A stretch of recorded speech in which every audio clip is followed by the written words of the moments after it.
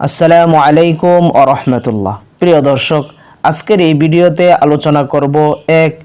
নবজাতকের কানে আজান ইকামত দেওয়া কি। 2. নবজাতকের কানে আজান ইকামত দেওয়ার পদ্ধতি কি। 3. তাহনিক করা কি। 4. ভালো নাম রাখা কি। 5. খারাপ নাম পরিবর্তন করা কি জরুরি। প্রিয় দর্শক, অত্যন্ত গুরুত্বপূর্ণ আজকের এই ভিডিওটি শুরু করার পূর্বে আমি আপনাদের কাছে অনুরোধ করব, ভিডিওটি প্রচারের জন্য একটি লাইক দিবেন। পরবর্তীতে এমন ভিডিও পাওয়ার জন্য মুস্তাকিম 24 চ্যানেলটি সাবস্ক্রাইব করে পাশে থাকা বেল বাটনটি চেপে রাখবেন। প্রিয় দর্শক, চলুন তাহলে ভিডিওটি শুরু করা যাক। নবজাতকের ক্ষেত্রে সুন্নতসমূহ। 1. নবজাতকের কানে আজান ইকামত দেওয়া সুন্নত। সন্তান জন্মগ্রহণ করলে, চাই ছেলে হোক বা মেয়ে, তাকে পরিষ্কার করার পর তার ডান কানে আজান এবং বাম কানে ইকামত দেওয়া সুন্নত। প্রিয় দর্শক, নবজাতকের কানে আজান ইকামত দেওয়ার পদ্ধতি কি। নবজাতকের ডান কানে আজান ও বাম কানে ইকামত দেওয়া সুন্নত। আজান ইকামত দেওয়ার উত্তম পদ্ধতি হলো, যিনি আজান দিবেন তিনি পশ্চিম দিক মুখ করে দাঁড়াবেন। তিনি নিজে শিশুকে কুলে নেবেন অথবা অন্য কেউ শিশুকে কুলে নিয়ে তার সামনে মুখোমুখি হয়ে দাঁড়াবেন, কিংবা আজানদাতার সামনে খাট বা টেবিলের উপর শিশুকে শুয়ায়ে রাখতে হবে। শিশুর মাথা প্রথমে দক্ষিণ দিক থাকবে।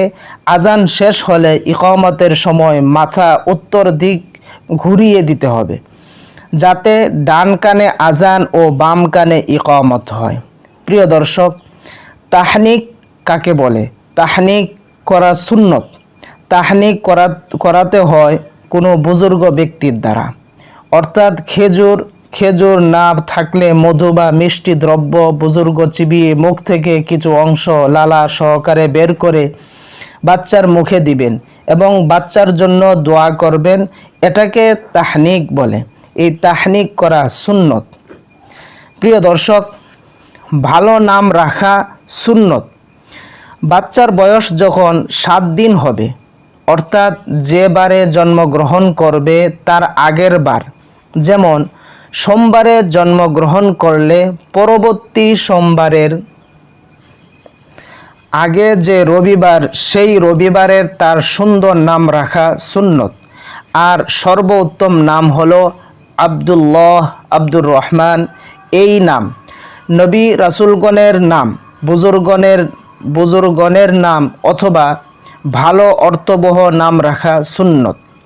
প্রিয় দর্শক, খারাপ নাম পরিবর্তন করা সুন্নত।